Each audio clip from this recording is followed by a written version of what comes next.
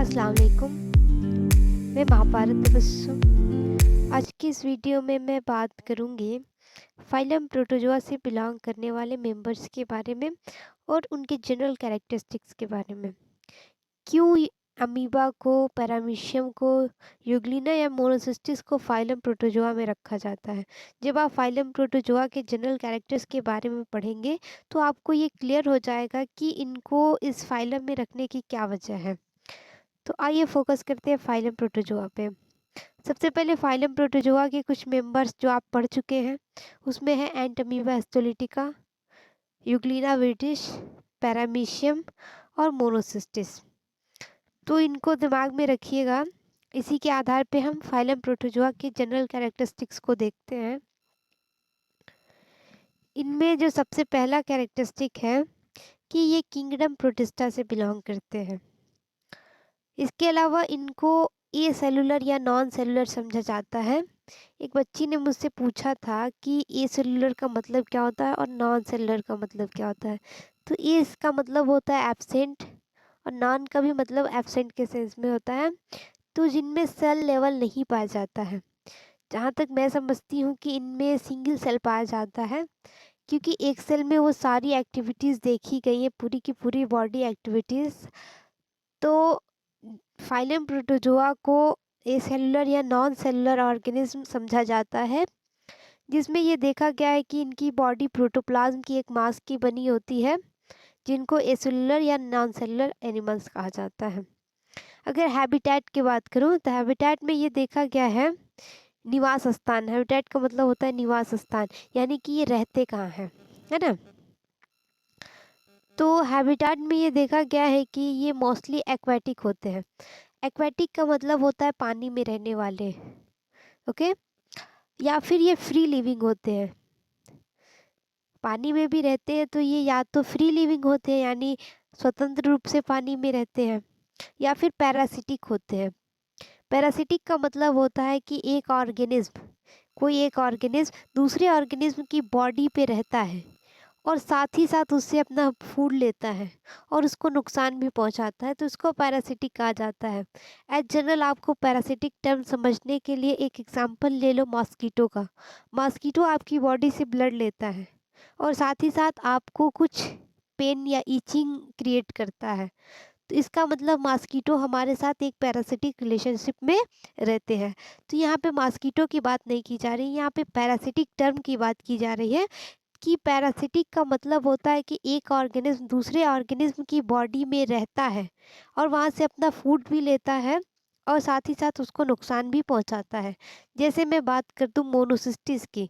Monocystis को देखा गया कि वो अर्थवर्म के स्पर्म में रहते हैं और वो वहाँ से उसके स्पर्म को खाते हैं, साथ ही साथ उनका पूरा का पूरा स्पर्म डेड कर जाते हैं, ख़त्म कर देते हैं। तो इसका मतलब कि वो अर्थवर्म को नुकसान पहुँचाते हैं। तो कहने का मतलब हैबिटाट में ये देखा गया है कि फाइलम प्रोटोज़ोआ के जितने भी मेंबर्स होते हैं वो मोस्टली एक्वेटिक होते हैं, टेरेस्ट्रियल बहुत कम होते हैं। जनरली वो एक्वेटिक होते हैं, पानी में रहने वाले होते हैं, या फिर वो फ्री लिविंग रहते हैं। पानी में भी या तो वो स्वतंत्र रूप से रहते हैं या फिर पैरासिटिक कंडीशन में रहते हैं, यानी दूसरे ऑर्गेनिज्म की बॉडी पे रहते हैं और उससे अपना फूड लेते हैं और साथ ही साथ उसको नुकसान भी पहुँचाते हैं। या फिर कमेंसल होते हैं। कमेंसल का मतलब होता है कि एक ऑर्गेनिज्म दूसरे ऑर्गेनिज्म की बॉडी में तो रहते हैं और उससे अपना फूड भी लेते हैं, लेकिन उस ऑर्गेनिज्म को ना तो कोई फ़ायदा होता है और ना ही कोई नुकसान होता है, तो ऐसे रिलेशनशिप को कमेंसल कहा जाता है, ओके। अब मैं बात करती हूँ ग्रेड ऑफ ऑर्गेनाइजेशन की, कि इनमें सेल लेवल का ग्रेड पाया जाता है या फिर टिश्यू लेवल का पाया जाता है। तो जनरली ये देखा गया है कि इनमें प्रोटोप्लाज्मिक ग्रेड पाया जाता है ऑर्गेनाइजेशन का। सेल जो है उसमें सारी लिविंग एक्टिविटीज़ देखी गई है और एक सिंगल सेल जो है वो पूरी की पूरी बॉडी की तरह एक्ट करता है। कहने का मतलब ये हुआ कि प्रोटोजोआ से बिलोंग करने वाले जितने मेंबर्स होते हैं उनकी एक सेल में सारी एक्टिविटीज़ जैसे कि डाइजेशन, एब्जॉर्प्शन, ओके, या फिर एक्सक्रीशन या फिर लोकोमोशन, सारी एक्टिविटीज़ एक सेल द्वारा ही परफॉर्म की जाती है। अगर बॉडी प्रोटोजोन की बॉडी की बात की जाए तो वो या तो पेलिकल द्वारा कवर्ड होते हैं या फिर उनमें कोई कवरिंग नहीं पाई जाती है, कोई भी पेलिकल नहीं पाया जाता है। अगर लोकोमोशन की बात की जाए तो इनमें लोकोमोशन स्यूडोपोडिया द्वारा होता है। जैसे आपने देखा होगा अमीबा के केस में फॉल्स पोडिया बन जाते हैं। पोडिया का मतलब होता है पैर, है ना। तो इनमें फॉल्स फूट बन जाते हैं।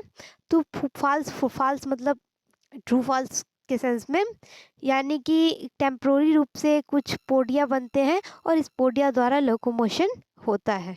या फिर आपने देखा होगा सीलिया द्वारा लोकोमोशन होता है, जैसे कि पैरामीशियम के केस में होता है। ओके। या फिर इनमें कोई भी लोकोमोटरी ऑर्गन्स नहीं होते हैं, क्योंकि अगर ये पैरासिटिक कंडीशन में रहेंगे तो वहाँ पे लोकोमोशन की कोई ज़रूरत नहीं पड़ती है। न्यूट्रिशन की बात की जाए तो इनमें न्यूट्रिशन होलोफाइटिक जैसा होता है। होलोफाइटिक का मतलब होता है कि ये ऑर्गेनिज्म इस योग्य होते हैं कि ये अपना भोजन फोटोसिंथेसिस की प्रोसेस द्वारा इनऑर्गेनिक मॉलिक्यूल से खुद ही बना लेते हैं। इसमें कुछ मेंबर्स ऐसे होते हैं जो फोटोसिंथेसिस की प्रोसेस में इनऑर्गेनिक मॉलिक्यूल से अपना फूड खुद बना लेते हैं।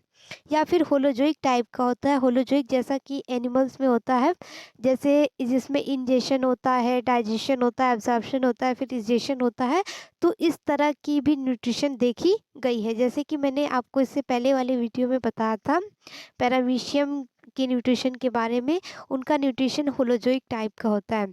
या फिर ये सैप्रोफाइटिक होते हैं। सैप्रोफाइटिक का मतलब होता है कि मृत जीवों पे से अपना फूड लेने वाले, यानी कि कोई भी डेड ऑर्गेनिज्म होगा उसकी बॉडी से ये फूड को एब्जॉर्ब कर लेते हैं। वो चाहे इनऑर्गेनिक मैटर हो चाहे ऑर्गेनिक मैटर हो, उसको एब्जॉर्ब कर लिया जाता है। या फिर ये पैरासिटिक होते हैं, यानी कि दूसरे ऑर्गेनिज्म की बॉडी पे रहते हैं और वहाँ से अपना फूड लेते हैं और उसको नुकसान भी पहुँचाते हैं। तो कहने का मतलब ये हुआ कि इनमें न्यूट्रिशन या तो होलोफाइटिक टाइप का होता है, यानी कि प्लांट जैसा होता है, या फिर होलोजोइक टाइप का होता है, यानी कि एनिमल्स जैसा होता है, या फिर सैप्रोफाइटिक होता है, यानी कि मृत जीवों से होता है, या फिर पैरासिटिक होता है, दूसरे को नुकसान पहुंचा के होता है। ओके। नेक्स्ट है डाइजेशन। इनमें डाइजेशन इंट्रासेलुलर होता है। दो टर्म होता है, एक इंटरसेलुलर होता है, यानी कि इंटरसेलुलर का मतलब होता है कि सेल के अंदर डाइजेशन होता है।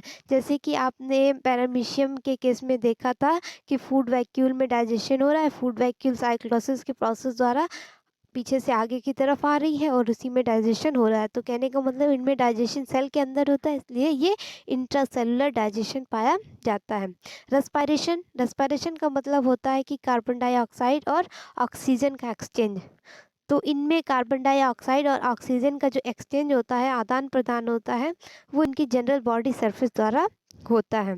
ऑस्मो रेगुलेशन की बात करूं तो ऑस्मो रेगुलेशन का मतलब होता है कि साल्ट वाटर बैलेंस, यानी कि इनकी बॉडी में पानी का और साल्ट का कैसे बैलेंस किया जाता है। तो वो बैलेंस होता है कॉन्ट्रेक्टाइल वैक्यूल की सहायता से। इनमें ऑस्मो रेगुलेशन की जो भी प्रोसेस होती है वो कॉन्ट्रेक्टाइल वैक्यूल द्वारा होती है। अगर रिप्रोडक्शन की बात की जाए तो रिप्रोडक्शन बाइनरी फिजन द्वारा होता है, यानी कि एक कोई भी ऑर्गेनिज्म है, कोई भी प्रोटोजोआ है, उसकी बॉडी दो पार्ट्स में डिवाइड हो गई, तो या तो वो लंबाई में डिवाइड हो सकती है या फिर ट्रांसवर्स हो सकती है। सेक्सुअल रिप्रोडक्शन सिनगैमी कंजुगेशन द्वारा होता है। सिनगैमी का मतलब होता है गैमीट्स के यूनियन द्वारा, जिससे कि ओवम बनता है ना। जाइगोट कह सकते हैं उसको, कि दो गैमीट्स है जिसका यूनियन हो रहा है जिससे कि जाइगोट बनता है। अब कुछ मेंबर्स हैं फाइलम प्रोटोजोआ के, जिसमें पैरामीशियम बहुत ज़्यादा फेमस है, जिसको आप पढ़ चुके हैं।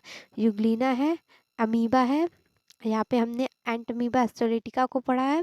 इसके अलावा मोनोसिस्टिस है।